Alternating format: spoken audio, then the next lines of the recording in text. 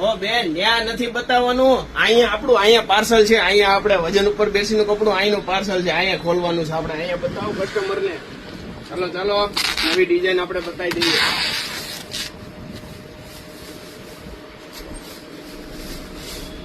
જો બ્રાન્ડેડ કંપનીનું એક્સપોર્ટ ક્વોલિટીનું વેલ્સપન અને ટ્રાઇડન્ટ કંપનીનું કપડું છે આ બધું.